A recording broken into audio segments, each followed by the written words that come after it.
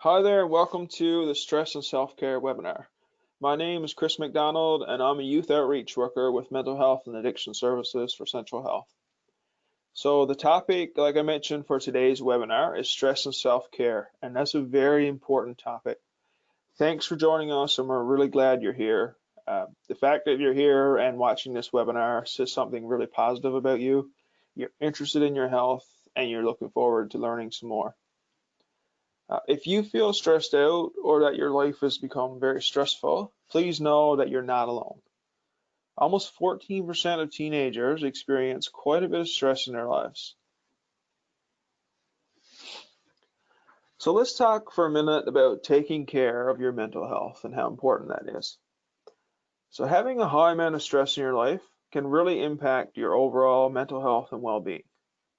Teenagers like you have a lot of demands placed on them, such as family, relationships, school, sports, and even social media. You might find it helpful to take a minute to think about the things in your life that cause you stress. Maybe at school, a disagreement with a friend, or even a relationship breakup. Those are all very stressful events. And it can be helpful to write these down as we move through the webinar, just to keep them in perspective. So staying mentally well, that's a very important thing. So stress can be a normal part of life. It's important to know how to cope with stress in healthy ways. Stress can be a reaction to a normal situation, like feeling nervous before you write an exam or getting up in front of your class to speak, and even arguing with your parents. So those can be normal situations that can cause us a great deal of stress sometimes. But sometimes there are things in our life that cause us stress that can be totally out of our control, like when parents get divorced or a loved one dies. So those are very stressful events, and sometimes we have no control over that. But thankfully, what we do have control over is how we react to these events and how we manage our stress in healthy ways. So we do have a lot of control over that. And as we go through the webinar, we're going to talk about some different strategies that you might find helpful. So the next question is, what is stress? So stress is a feeling that's created in the body when we react to different things in our life. So I'm going to provide you with an example that I'll ask you to think about for a minute. It's 11 at night and your friend just texted you, reminding you of a math test you have tomorrow, and you totally forgot about it until now. You haven't studied, and the test is first thing tomorrow morning. So that can be a pretty stressful and overwhelming event. It's a big test you forgot about, and it's last minute, no time to study. So in this example, the test itself is not the stress. The stress is what happens to your body when you respond to a situation like that. So the event, the test is not the stress, right? It's how our bodies feel, how we react. That's the stress. So the basic stress response. You may have heard of a term before, a phrase called fight or flight.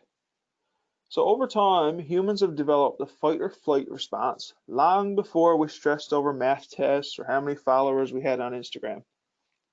So many years ago, fight or flight helped keep humans safe.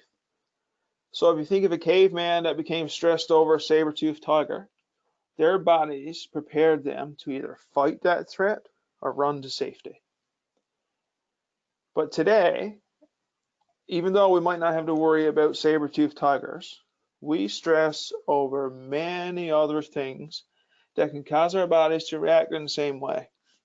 So our bodies don't realize if we're stressed over something like a saber-toothed tiger that's trying to eat us, or if we missed a bus or have a math test. Our bodies can't really tell the difference, and we still react to those stressful events. This can be different for everyone. So that's one thing to keep in mind, is that stress is unique to the person. So an event that might stress one person might not stress the next person. So take, for example, you may have a friend that finds speaking in front of a class very stressful while someone else doesn't. So stress is unique, and that's okay. So if you're stressed by something that your friends aren't stressed by, um, that's okay because stress is unique to you. So it might seem strange to think about this, but sometimes there can be a positive side of stress, or stress can be a positive thing. Sometimes a little bit of stress can help keep us focused and get things done, meet deadlines. Even positive events, like for instance, starting a new grade, getting on an airplane to go on a trip, those things can cause us stress. Maybe the first time you get on a Ferris wheel or some kind of roller coaster ride, you might be very excited about that, but you still might feel a little bit of stress. So those things can be positive stress. One thing about positive stress, though, is that it's usually short term and it doesn't impact our mental well being, so we can still get things done. And of course, there's a negative side to stress. So stress starts becoming a problem when we have too much stress in our lives, we stress over things for too long, and when we stress many times throughout the day. So the stress is always there, it's not going away. It's always kind of creeping in there as we go about our daily lives. When we have too much stress in our lives, we can start experiencing some negative effects, and we're going to talk about those in a little bit. So right now in the webinar, there's a video that I'll ask you to watch. It's a great little video that kind of just talks a little bit more about stress, and then we'll come back and finish the webinar.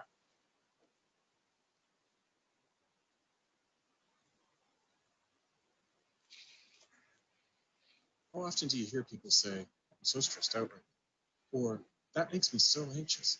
How many times have you said it yourself? We often confuse stress with anxiety, and this confusion has led many of us to become afraid of one of the most natural and important states of our physical and mental health, our stress response.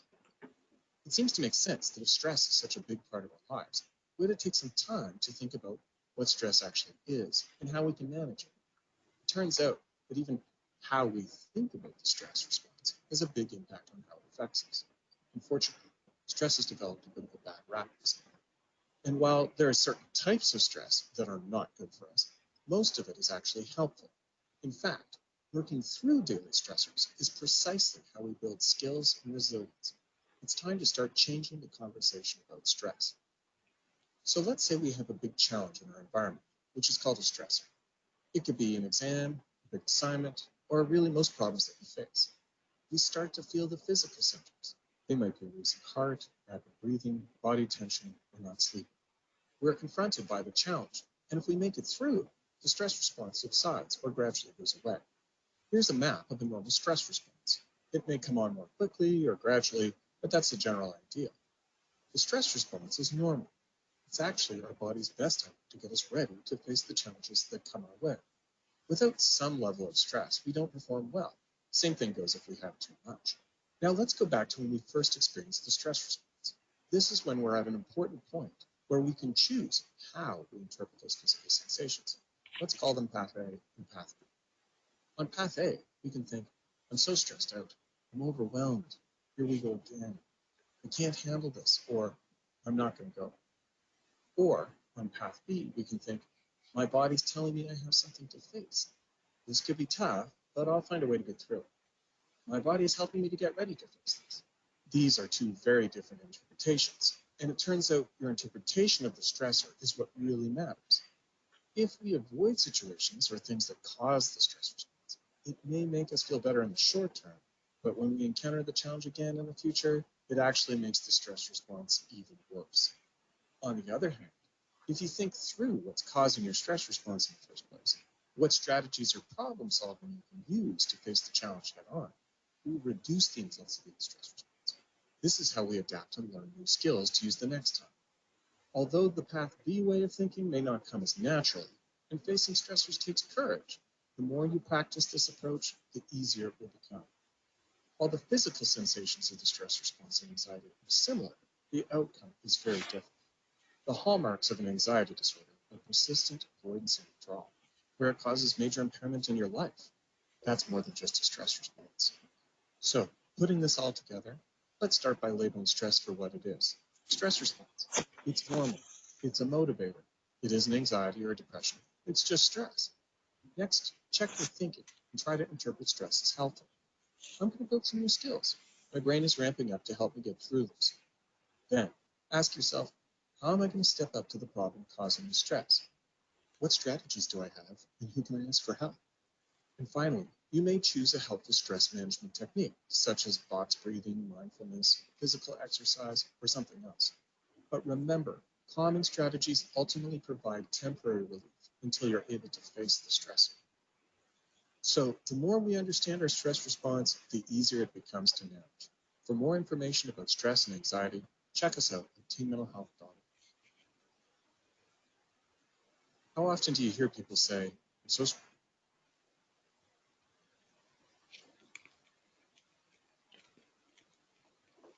So I hope you enjoyed watching that video. Please go back and play it again if you want to watch that video again. There's some great strategies there and some nice ways for us to challenge our thinking about stress and think about stress from a more positive lens. So as the video talked about, stress can change our bodies and we can notice some different signs and symptoms of stress. So I'm going to take the next few minutes to go through some of the more common or noticed side effects and symptoms of stress. So these are some physical symptoms of stress. So you may have noticed some of these before when you get stressed. So these are changes that happen in our body. So you may feel your heart is racing or beating in your chest really fast. Your blood pressure may rise and your breathing may get faster. These are just some examples. Again, these signs may be different for everybody, but there's some different signs there that you may see as being familiar or you notice when you're stressed. And you may notice some different ones as well.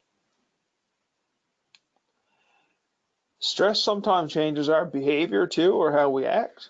So there's some changes in behavior listed here, nervous habits or biting your fingernails. So these might be if you're ever in a gym or a room completing a final exam or something like that, and you might hear someone tapping their pencil or clicking a pen, those sorts of things. So those are little behaviors sometimes that people display when we're stressed.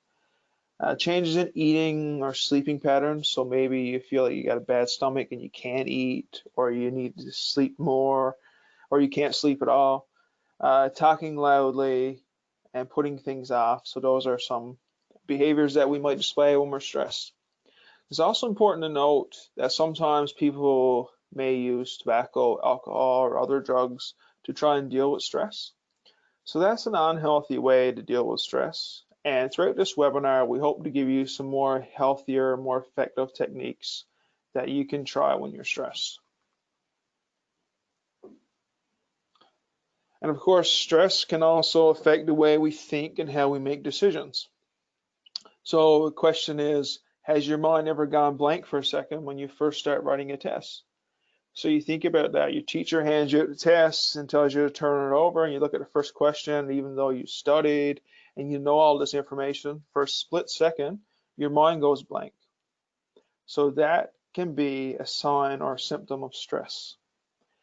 You might have difficulty concentrating, and maybe if you're chatting with your friend or if you're in school and you got something stressful on your mind, you might find it more difficult to think about everything else that's going on when you're stressed.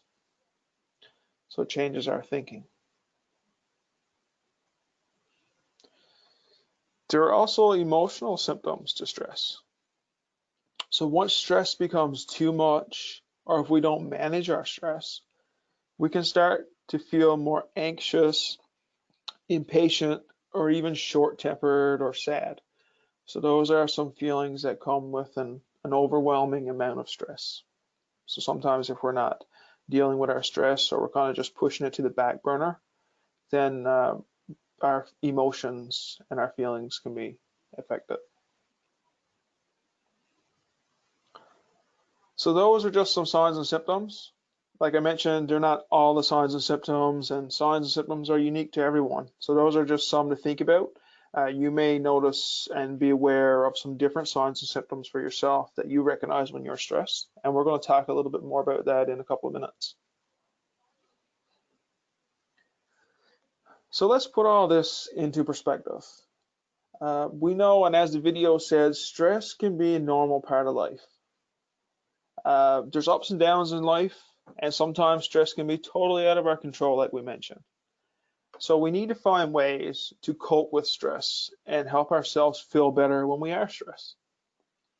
And if stressors become overwhelming and we've tried some different techniques and we still feel stressed, then we need to reach out and ask for help and ask those supportive people in our life for help. And we'll also talk about that in a bit too.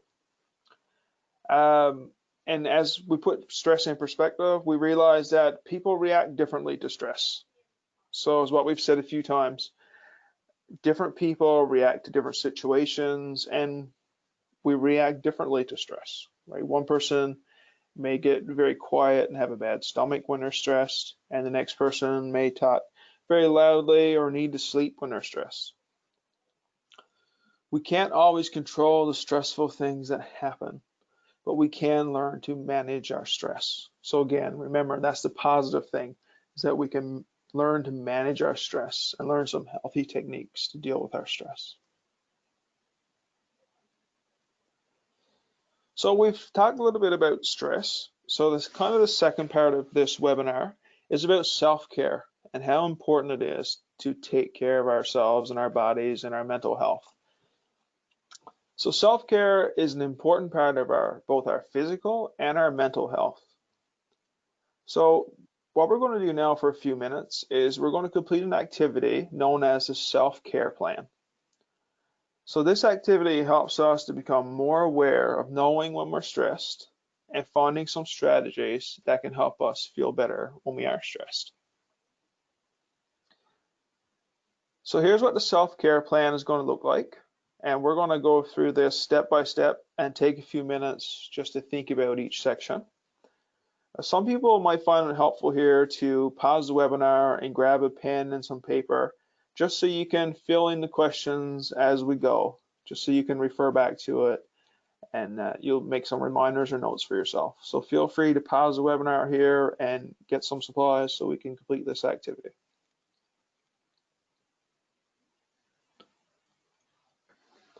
So if we look at the first step to the self-care plan, the question asks us, how do we know when we're feeling stressed? So how do you know you're stressed? How does your body feel? How do you act? So think about that. So when you're stressed, how do you realize it? Because it's different for everybody, right? So take a minute and think about how you yourself know when you're stressed. So again, feel free to pause the webinar for a minute, give yourself some time to think, and you can just jot down a couple of ways that you know when you're stressed.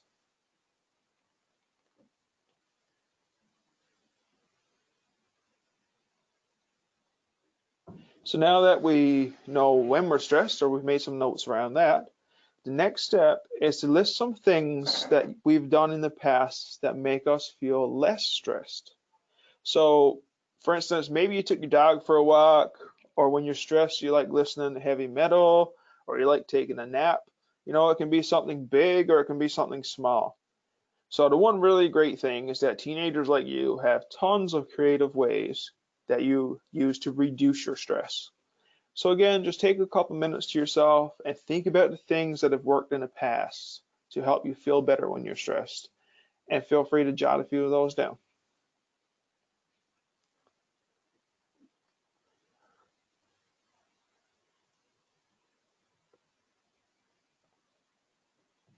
So this takes us to the last section of this little self-care plan activity. And it asks us to think about what we can do in the future to take care of ourselves when we're stressed.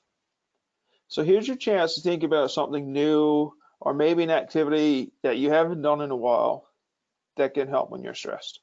So the video mentioned a few techniques. The website that's taking you to this webinar, Bridge the Gap, has tons of great techniques and strategies as well.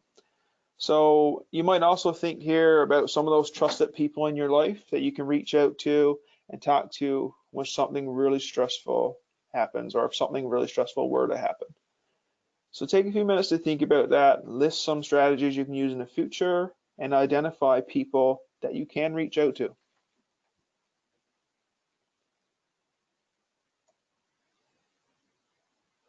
So here's an example of a completed self-care plan. So this may look something similar to what you've completed as we went through. So we've listed three different things for each one of these categories here. So you can compare this one to yours. You may have some similarities, some differences, and that's okay. So we've added some examples here like deep breathing. So that really helps when we're stressed, is to take a few deep breaths. Activities like these can work really well to reduce our stress. And you can find tons of great information related to these techniques and strategies on the Bridge the Gap website. So, go to the Bridge the Gap website, have a nice look around. You might find some more strategies or techniques that you might be able to use to help you reduce your stress. So thank you for completing that self-care plan. That's a great way to remind ourselves of how important it is to practice self-care. We know that life, can become really busy, really overwhelming sometimes. So it's good to take a break and do the things that make you feel well, whatever it is, those healthy strategies and those healthy activities that make you feel really well and really positive. Caring for ourselves first can make it easier to deal with all the other stressful things in our lives. So if we take care of our physical and mental health, we're better able to approach the stressful things in our lives and manage those things.